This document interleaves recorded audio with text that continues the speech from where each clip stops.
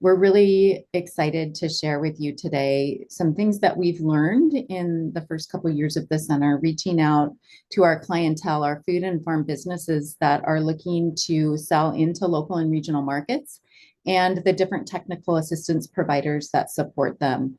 We've heard a lot about what the priorities are, and we are really excited about this opportunity for Soren Newman from Arrowleaf Consulting to join us and be able to go over the results of the assessment. And then for us to move into some discussions about what we heard and how we can best support farm and food businesses across the region. So with that really brief introduction, thank you again for joining us. We'll just keep letting people in as they spool on. And I'd like to go ahead and transfer the screen and the presentation over to Soren. Thank you for being here, Soren. Yeah, thanks. Nice to see everybody. Well, yeah. Hi, I'm Soren Newman. I'm from Arrowleaf Consulting. And as Colette said, I'm going to present some highlights from two farm and food business technical assistance needs assessments that we conducted in the fall and spring of 24 and 25. The regional assessment really focuses on farm and food businesses that work with, that grow or process field crops. And the Idaho assessment is focused on all types of businesses that participated, farm and food businesses. So there'll be a little bit of time for Q&A at the end of my presentation. And there's so much information that we gathered in these assessments. And so what I'm going to present just barely scrapes the top. And so those assessments are available, and I really encourage you all to take a deeper dive. For example, I'm really going to focus more on the farm and food business perspective in my presentation here, but a lot more of the information from technical assistance providers' perspectives is available in the report. And the qualitative data, which is so rich, what survey respondents wrote into open-ended questions. I really encourage you all to check that out and read it through your own lens of your own context and how you might interpret it for yourself. And then just remember that those assessment reports are available to you. They're a resource for you.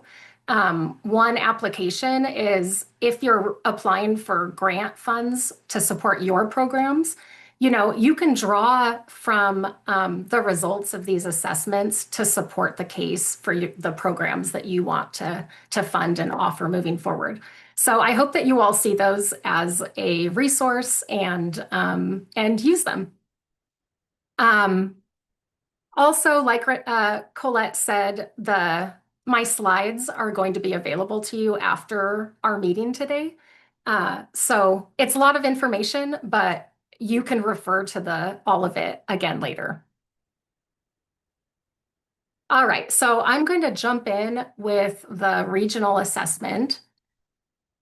The purpose of the regional assessment was to help the diverse markets for climate resilient ag team identify partnership and coordination opportunities, business builder grant and other investment priorities, and to understand current technical assistance needs for businesses that grow or process grains, pulses, or pseudo-cereals. The assessment also had a focus on diving in and better understanding the needs of small scale, mid scale, and historically underserved farm and food businesses specifically. And so as I'm presenting the regional results, just keep remembering that the farm and food business results are these field crop related businesses specifically. We drew from several data sources. The idea was that each source would complement and round out the others. It was really to triangulate. And so for big picture, we summarize the 2022 Ag Census data in much more depth in the report than I'm going to get into today. We conducted 19 in-depth interviews with people representing a wide variety of technical assistance organizations that serve farm and food businesses throughout the six-state region. And then based on that, we developed two surveys. We started with a survey of technical assistance providers. As part of our work, we developed an inventory, a directory of, I can't remember the exact number off the top of my head, but over 200 different organizations that provide services and resources for farm and food businesses in the region. And we sent the request to participate in the survey to everyone on that list. And then we also sent a request to participate through the center's state and core team members. They sent the request through their own networks and contact lists. From there, we did the farm and food business survey. Similarly, that was a convenient sample working through our networks to try to get word out there. Colette and Mackenzie promoted the survey at several regional conferences that they went to. In addition, we sent it through our networks. So people on the center's state and core teams asked the farm and food businesses in their contact list to participate. In the end, we got 157 farm and food businesses from around the region to participate. In the regional assessment results, I'm only presenting the 91 respondents who have a grain, pulse, or pseudo cereal related business. So it's that subgroup. Okay, so to characterize who participated, the left shows the number of organizations, technical assistance provider organization respondents who participated throughout the region. Many of them might have been based in one state, but not be limited to serving farm and food businesses in that state. So they really were available to provide resources to businesses beyond the state that they were located in. They represented a range of organization types, with 50% identifying themselves as a nonprofit and 30% as a business development center. They could have fallen into more than one of those categories.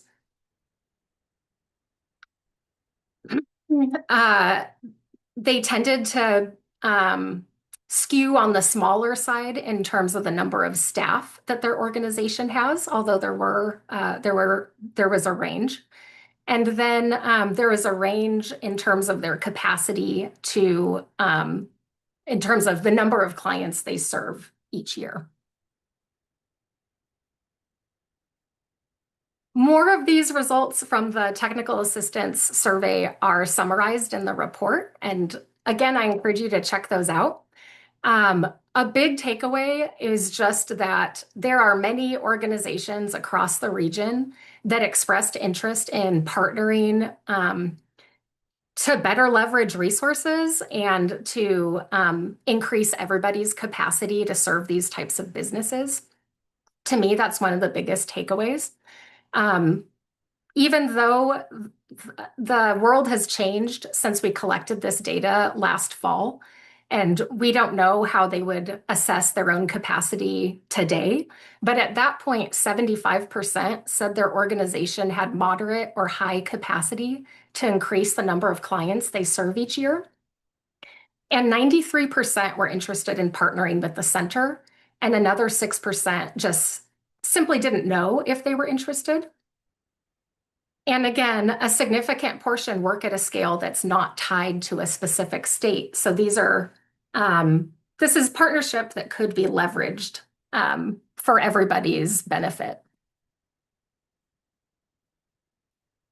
Okay, so now we're changing gears and to characterize the farm and food business respondents. The map on the left just shows the number of field crop related businesses by state. They tended to be concentrated in Washington and Idaho, also with substantial proportions in Montana and Colorado, and less representation in Oregon and Wyoming. The figure on the right shows the type of business they have, and they could fall into multiple categories, but the largest percentages were farms or ranches, or processed or value-added food businesses.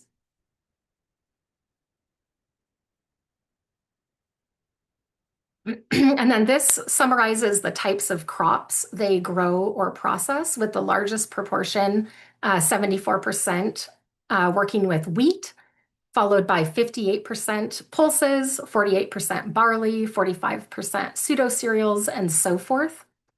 52% are beginning businesses in operation 10 years or less. Also meaning, though, that nearly half have more experience than that. The respondents represented a range of sizes in terms of both acreage and revenue. The figure on the left is distribution across farm size in terms of acreage, and the one on the right is gross revenue in 2023.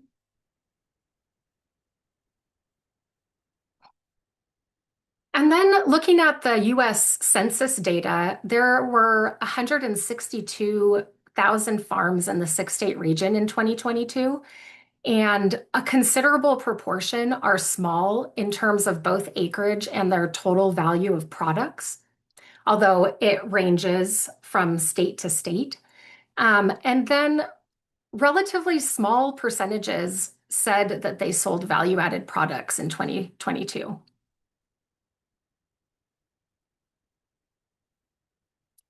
And this slide summarizes from the Ag Census data the number of farms that grow each of these crops, with the largest, almost 10,000 farms growing winter wheat in 2022 to only 9 growing emmer or spelt, and this is for the entire six-state region.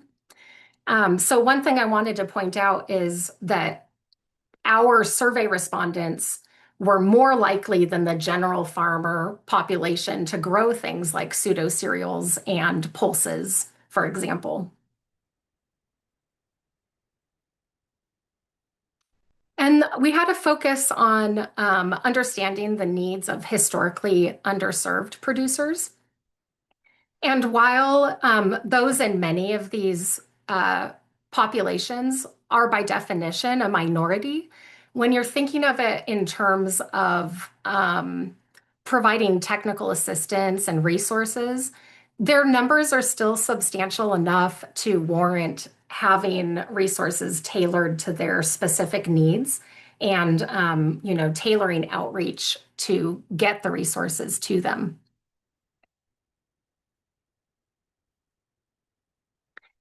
Funding development is a big topic area, and we asked about it on the survey. 68% of these farm and food business respondents said that they've received a grant, which was higher than what it surprised me. And 53% said that they'd received a loan. And then the majority for both said that getting a grant or a loan has been difficult for them. And together, I think that these results speak to several things. One is the need to help these types of businesses access lending beyond maybe the traditional sphere, such as CDFIs and other types of avenues like that. But I think it also speaks potentially to the need for business development support.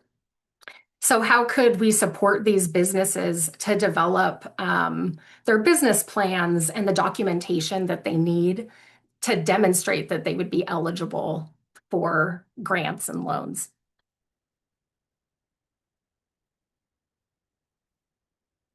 Asked to identify their own level of need for some select funding-related technical assistance. The largest proportion had the highest need for identifying or applying for grants. That makes a lot of sense. People are always interested in grant money. Um, in the changing landscape, though, we might need to help people think about how they might diversify their funding plan and prepare for other strategies beyond grants. Um, and again, we asked about support developing a financing plan or investment strategy, and a quarter said that was a high need for their business, and another third said it's a moderate need, among other takeaways. This is a lot of information. You don't have to digest it all right now. It's available in the report, and you'll have these slides. But I just wanted to show the different types of supports we asked about in the context of the whole. Um, the largest proportions of respondents had the highest need for more distribution service options. Remember that these are the field crop related businesses specifically. Market development or market access support, bagging and packaging services, support understanding and navigating regulations, branding or marketing development, and so forth. So those are the greatest needs for the largest proportion. But if you look at high need and moderate need through those different types of supports, more than half, with just a couple exceptions, said that these are all a high or moderate need for their business. And so again, I think that speaks to different businesses have different needs, and to meet them where they're at, there's a need for resource navigation and coordination across service providers to send people where they need to go and to address the gaps and develop some of the services or supports that could be more available potentially. We also asked them about their field crop related infrastructure needs. The greatest need for the largest percentage is on-farm grain storage, followed by labeling equipment and services, temperature-controlled storage, seed separation, and shared storage for crops with certifications or special characteristics.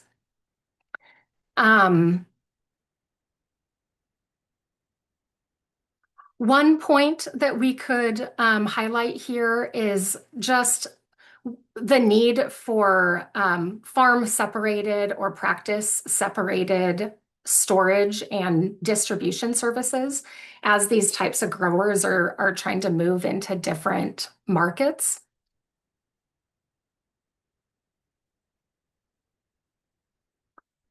And so now I'm going to transition to talking about the Idaho assessment.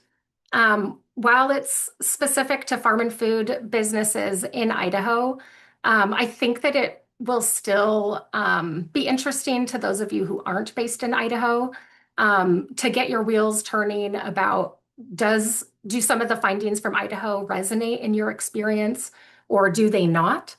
Either way, I think it's valuable to just think about the different aspects. So the purpose of the Idaho assessment was to help the Idaho state team, as with the regional assessment, to identify technical assistance assets, partnership and coordination opportunities, investment priorities, and current technical assistance needs for those businesses based in Idaho. And we drew from the same data sources, the Ag Census data, in-depth interviews, and then the two surveys. Again, 157 farm and food businesses participated from around the region. In this data and in these results, I'm only presenting the results from the 91 participants based in Idaho specifically, the farm and food businesses. And it's a coincidence that the subgroup for Idaho had 91 people in it, And the regional assessment also had 91. I triple checked. That's accurate, and it's just a coincidence that they both happen to be 91 respondents. Okay, so to start by characterizing the Farm and Food Business Survey respondents from Idaho, 81% have a farm or ranch. Of those, 59% produce fruits, vegetables, or herbs, 34% raise livestock, and 26% grow field crops. In the survey, only those that had a relevant business answered the questions related to livestock and field crops. So those results are a subset even of the Idaho group. Of all of the respondents, 58% have a processed or value-added food business. 52% have been in operation for 10 years or less. So they're a beginning business. But on the flip side, half are more experienced than that. 62% have 4 employees or less. 52% have a gross annual revenue equal less than $100,000. 92% said they distribute products in vehicles they own, and 66% said they use third-party trucking. This shows the distribution of respondents by zip code, and there are a couple zip codes where respondents are clustered, but overall, we had people participate from around the state.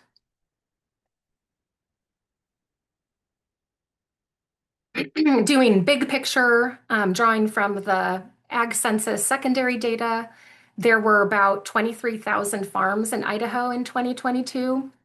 94% were family farms. 83% of family farms are considered small farms with gross cash farm income less than $150,000. Of all of those farms, 75% had a total value of products sold less than $50,000. And 56% had less than 50 acres in production.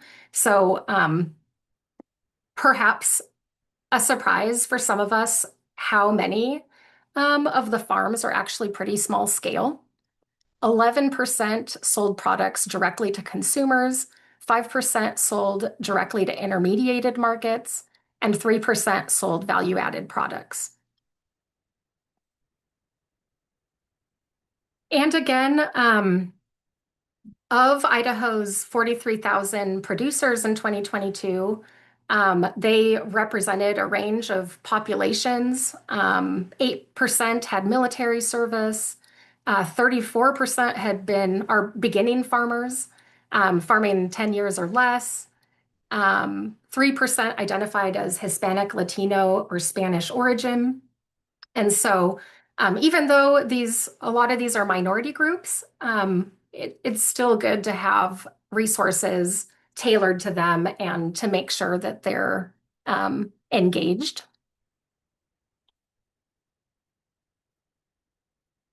So looking at this big, overwhelming list of potential technical assistance and services, the highest need for the largest proportion is branding and marketing development support, market development or market access support, and succession planning support, and support understanding and navigating regulations.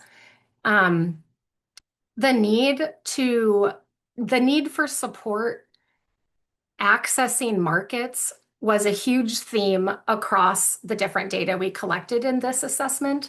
That was consistent with the regional assessment also. As with the other big figure I showed you that was similar to this at the regional assessment, even if it's a small percentage that have a high need, there are still businesses out there that need all of these types of supports.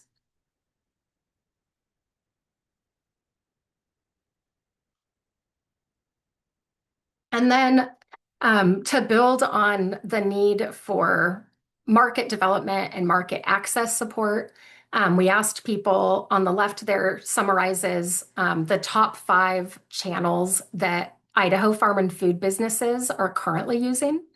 So website, farmers market, grocery retail, restaurant, and farm stand are all in the top five. And three of those five are direct to consumer markets versus on the right, we see the top five market channels that they're very interested in selling through if they're not already selling through those. So website was a big one. And then notice that the last four of the top five are all intermediated markets: food hubs, grocery retail, institution, and restaurants.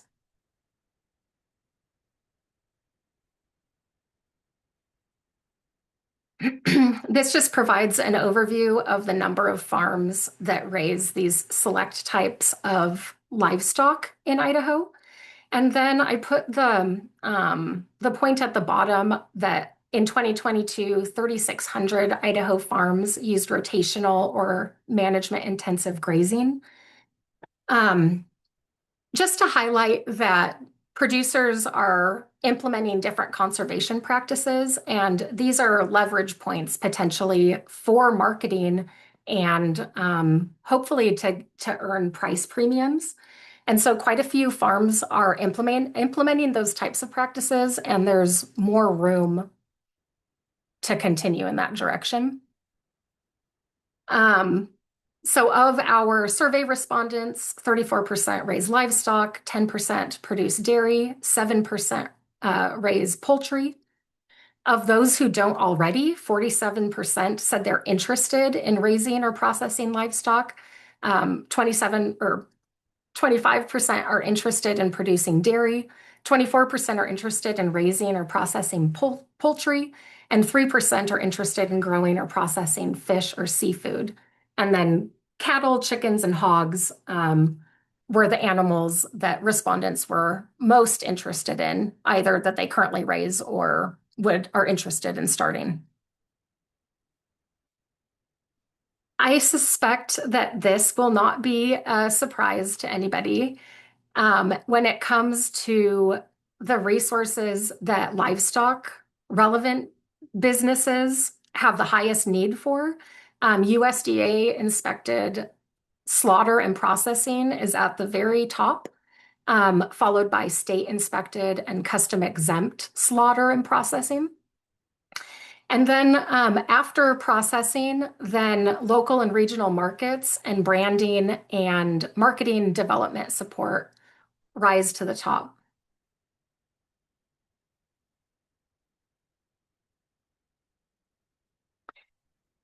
So at this point, I'm going to deviate from showing you the results disaggregated by regional and Idaho report, and instead, for the interest in different types of outreach and in challenges, we've summarized the results just for all participants, all survey participants. And so the highest interest for the largest percentage is in online workshops, classes, and webinars, networking opportunities with other farm and food businesses. And you'll notice on that one, only 4% of respondents said they're not at all interested in those types of networking opportunities. One-on-one advising, mentoring, or business coaching, and a directory of organizations that provide technical assistance or other support for farm and food businesses in your area. So again, speaking to the need and interest in resource navigation, how can these businesses connect to the resource that they need? Another point though is the vast majority for most of these types of outreach are either very or somewhat interested. There's an audience for any of these. And then another point that stands out to me is 50% of respondents said they're not at all interested in social media. Which isn't to say that we shouldn't be doing outreach through social media. It's still an important part of a multi-pronged outreach strategy, I think. But if it's the only channel that we're using, then we're probably missing a substantial part of our target audience.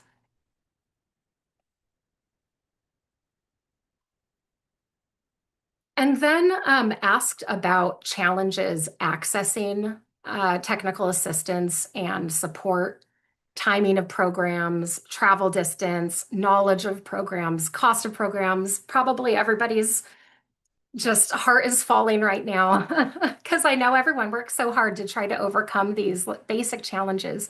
But they're persistent, and I think it just speaks to the need to advertise and do outreach through multiple different ways. Um,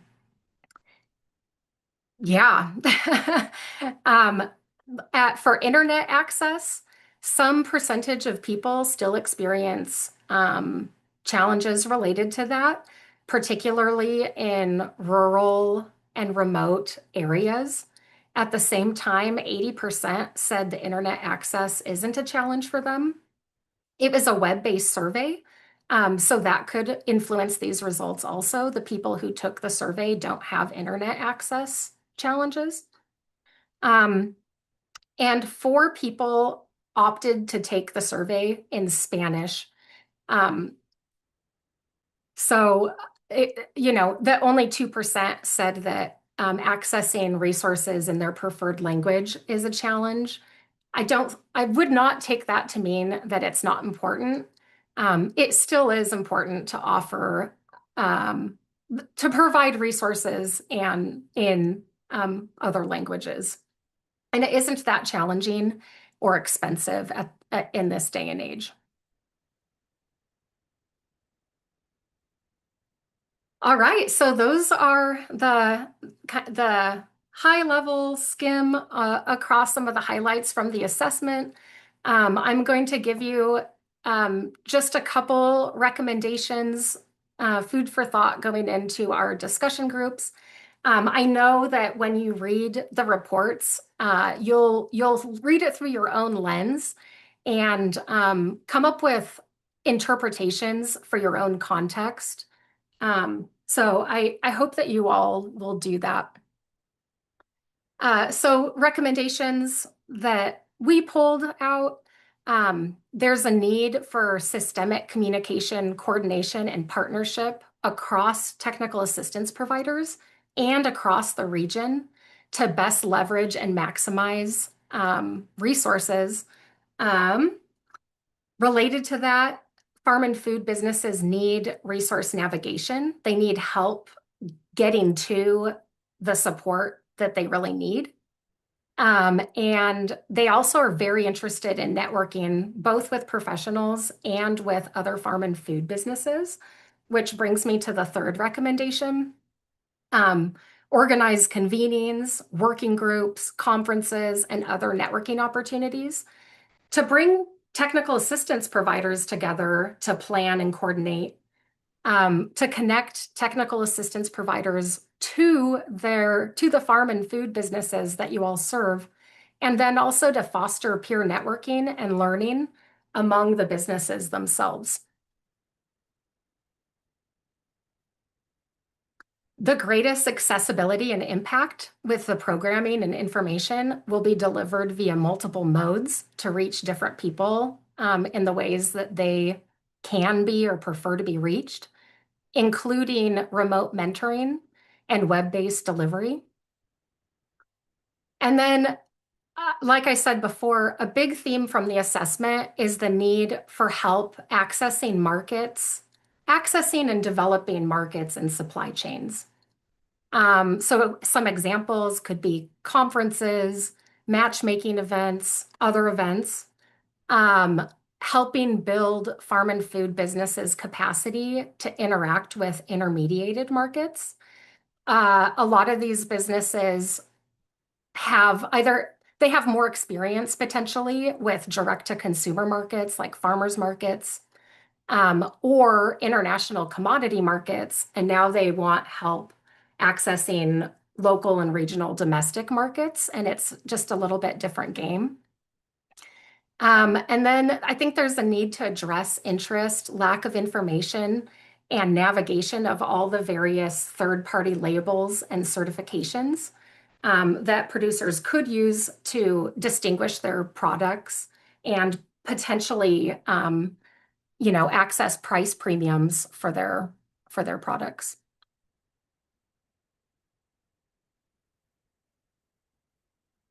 And that is my presentation. So if people have questions, Colette, how much time do we have for questions?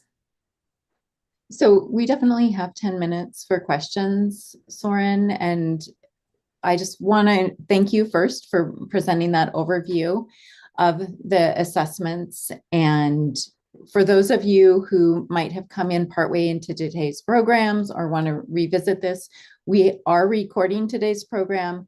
The recording of Soren's presentation, the slides, and links to both assessment reports will be sent out to you next week. So just know you'll have all of the information that was presented today.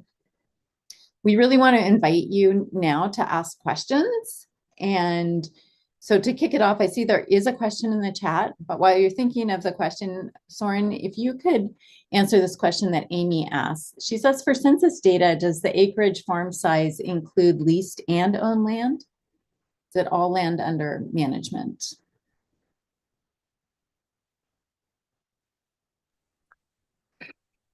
I think it's all land under management, but I don't feel confident. So why don't I email you after?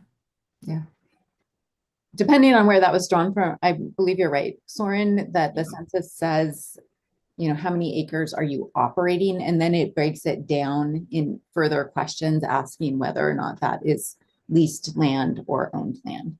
But yeah, and my recollection is that it's the overall, not the disaggregated category. Other questions or observations, things that came to your mind when you saw the presentation?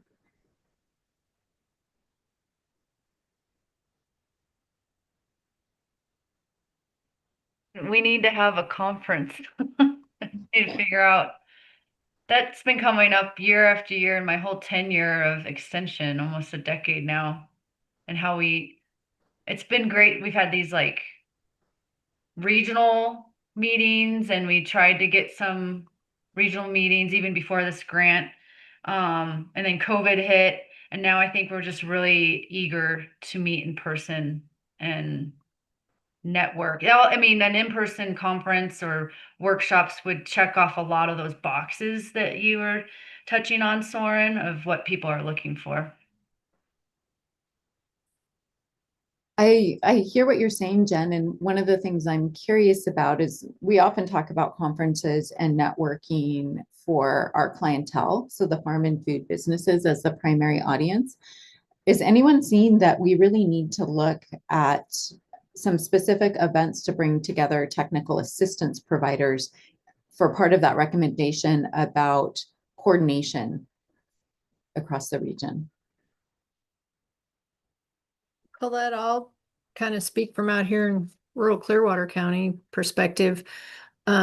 We've got a lot of people that continue to kind of look to grow farm or cottage business, so they're coordinating with local farmers for a cottage business, so there's value added or whatever's going.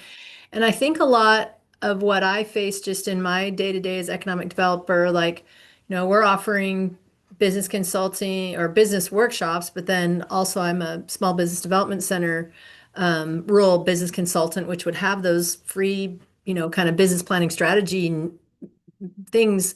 But we continue to struggle with people not really realizing we're here, but then working with like our growing farmers market and the things that are happening in the food system over here. I think they just don't know what they don't know. And so, reaching out for help or targeted help or coming to a conference like, oh, that's not for me, or I'm too little, or I'm too, so I kind of try and think around the strategy of that outreach and awareness and And I continue to wear both hats as farmer, producer, value added person too. What is that? I mean, it's not an answer, but I think that there are resources out there. Like I brought in a guy from Utah 2 weeks ago that did this amazing strategy guide map program that CETA, regional EDA and myself partnered on. So the people paid $25 each because sometimes when it's free, they don't show up, So we made it $25 and said, if you have an issue with $25, like contact us. I had 6 people in the room, And so, and granted, I was sitting here going, well, heck, I didn't send it to Colette, did I? So that's on me. But put it through our channels here in the farmers market and the chamber and on social media and on the cities, and CETA spread it. And so, time of day, like all those things, I do think a conference in Idaho is a big state, all of us on here from all over. And so how does that look? This, um, kind of a regional approach, or is it like a traveling road show? I don't know. I mean, I see Emily's on the call too. She's provided now years of great support to me as a farmer and others. And so I think there might be, in the extension office and everything extension office happens. I don't know if it's just that constant, there's so many startups that happen. We saw that from that less than 10 years, less than 5 years. Yeah, so I think it's kind of a multi-prong piece. I think it's like all the things. And so what are the things that we narrow down to, and how do we start at the base and work backwards? Anyway. And that'll be some of the things that we'll be talking about in our breakout sessions. So I'm really excited that you brought those points up, Susan. We've had a couple of comments in the chat, and one is that, yes, we do need more networking and coordination across technical assistance providers. And then, for food and farm businesses, conferences are really valuable. They're also really expensive, especially when we're thinking about across the region, the travel time and time away from the business. And I think sometimes that's one of the things that we don't talk about very much, is that when we ask people to attend a program, it is where they're moving away from their business, and maybe they're 1 or 2 people deep. Like the data said, we may have these very small businesses that are pretty strapped in terms of how many resources they have available.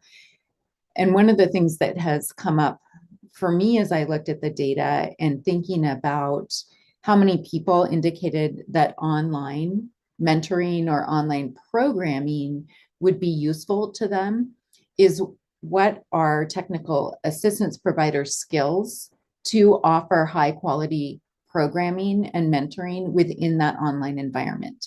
Because that really means that we are shifting from conveying knowledge, presentations, to really helping people work with that information and develop the skills for application. And so one of the questions I have of the technical assistance providers in the room is, do you need professional development to help you better fill out your toolbox to teach and mentor in that environment?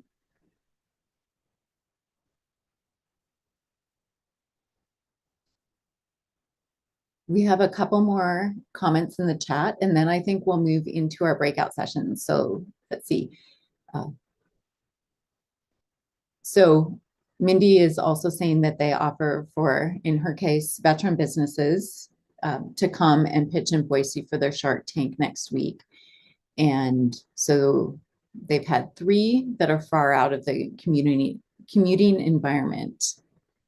So I think that's also kind of showing a need, Mindy. Is that what you're saying? Yeah, we've had, this is our 4th annual, and this was the first time after we promoted it very heavily that we would pay for travel and hotel expenses and all of that for them to come and pitch, because we just can't travel it around the state. It's a lot easier for us to do it where we're at in Boise. And so, yeah, we had 2 from Idaho Falls and then 1 from Grangeville. Nice. So yeah, so that was really good.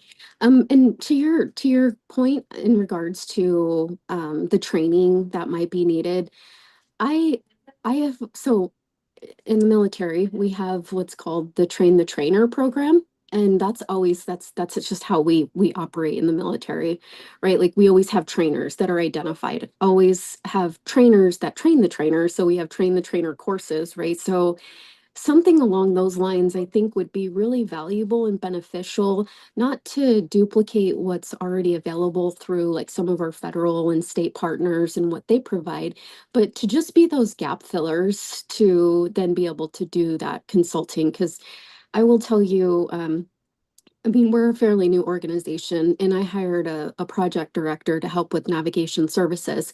And what I have found over the last 3 years is the biggest challenge for anyone is if you are not familiar with running your own business, it is very hard to be able to consult and coach and support and bridge those gaps. I mean, we can navigate all day long, but it's very complex when it comes to business ownership, and that mentoring and that coaching and that consulting is so important. And if we had something like that, that not necessarily took away from what we already have, but just having more people out there that could help fill those gaps or build that relationship, or more people that could spread the wealth of, meeting with them once a month to keep them going and keep meeting up with them, just to have something along those lines in the state of Idaho, I think would be really great on that aspect.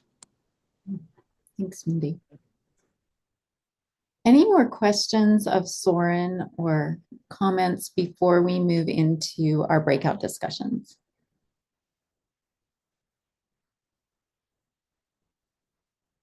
Okay, great.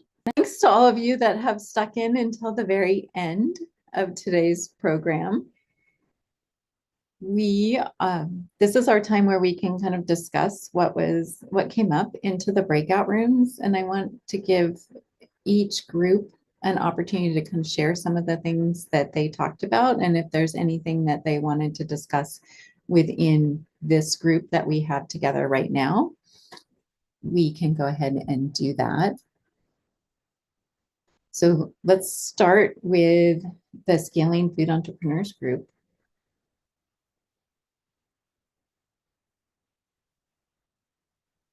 Hi, I'm Jen Werlin. I'm an extension educator in Teton County, and going back with some of our notes, but we spent quite some time just introducing ourselves and saying what we do and where we're from. And we were from the region, and then there were also folks from outside of this Northwest region, but do work in this area. There are a lot of events coming up. So it seems like there's no shortage of events and opportunities to network within our Northwest region. One thing that kind of came out from this discussion is that it'd be nice to have a resource hub to see what's all offered, and then have like a one-page like summary or resource guide of whatever resource it is, like so that it would be a summary that someone could click on that and get some more information that way. Sounds like there's just a lot out there right now, and just not a lot of connections, I think, in terms of like knowing who's doing what at this point. Anyone want to add to that from the Scaling Food Entrepreneur?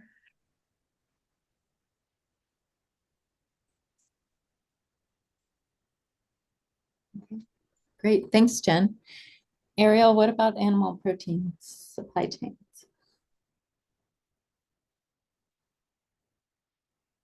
All right. Well, we had a great discussion about a number of things. So a lot of it was sharing what the organizations and the individuals were doing that are part of our group. Really talking just about wanting to continue some of these engagements and some of these connections, and worry that, with the grant going away, that we would lose those connections. And again, that there are so many things going on that we don't always know about, and we don't always know how to connect. So, even just like, well, where is that going to be posted? Well, it's going to be posted 3 different places, and this is happening. We talked a little bit about legislative actions that are, making the right decisions that support the building of the capacity chains and really looking at, well, there was a discussion about Oregon in particular, looking at expanding the definition of state inspection or allowing for additional facilities to come into a program that would allow meat to be sold retail. And is that the issue, or is the issue that we don't have enough processing and we don't have capacity in those processors? We talked a little bit about labor. We talked a little bit about, some of those things too. So lots was discussed, I think, but I think the main takeaway is that we continue to be engaged beyond this project, and that there are still very many unmet needs. Thanks, Ariel. Amy. I was a breakout session with one other person, Michelle, who was a lovely person to get to know, and she is not from our region. She's just getting involved in food system work in the Texas area. So she shared a lot of things that were exciting to her about getting involved with food system work. She's been inspired by a good friend of hers in Kentucky that's working specifically with Black farmers to take a lot of the products that are being produced, but not making it into their intended markets, and then redirecting it to get into people who are underserved. So they're looking at like a mobile food truck that goes and sells produce or gives out produce in underserved communities, as well as looking at ways to tap into connections being made in like the value added and consumer packaged good companies that might be interested in sourcing those products.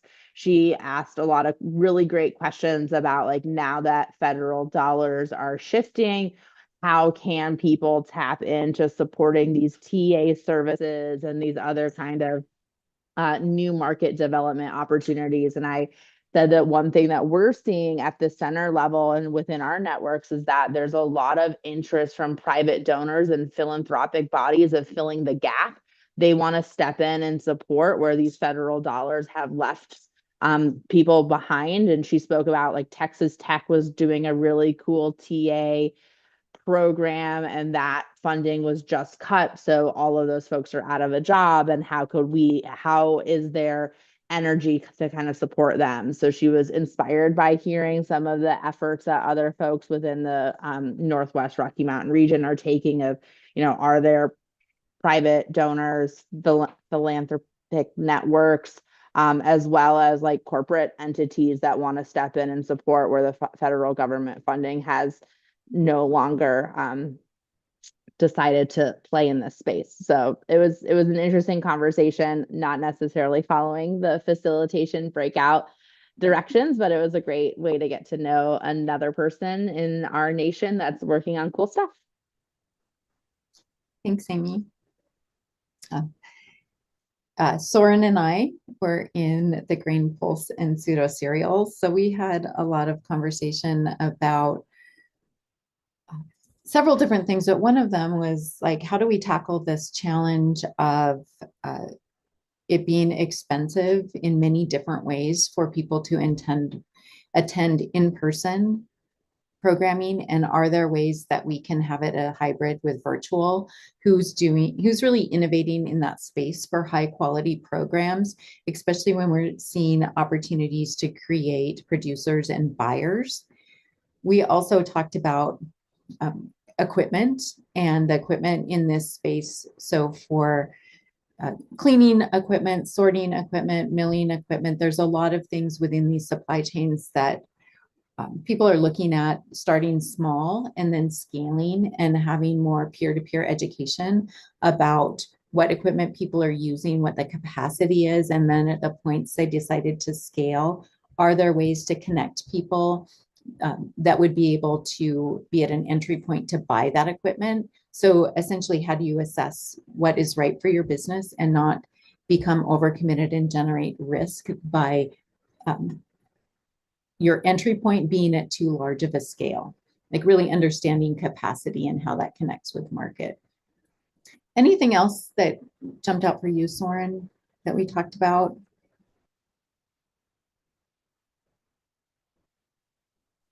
I guess we got a little bit into how do we connect producers and businesses with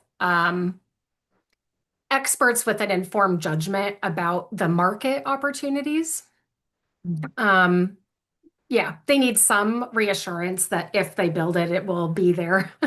So yeah, we talked about that, how matchmaking might work and how it might be made accessible for people in person or remotely, and who those types of speakers and yeah, resources who they might be in the future. Thank you. Well, I want to thank you all for participating today. I know we're at time and I want to honor our ending time. So thank you for participating, being in your breakout groups. Thank you to our facilitators and Soren. And just know again that we will be sending out links to the recordings, to the slide deck, to the reports, and then also a summary of the breakout discussions to you.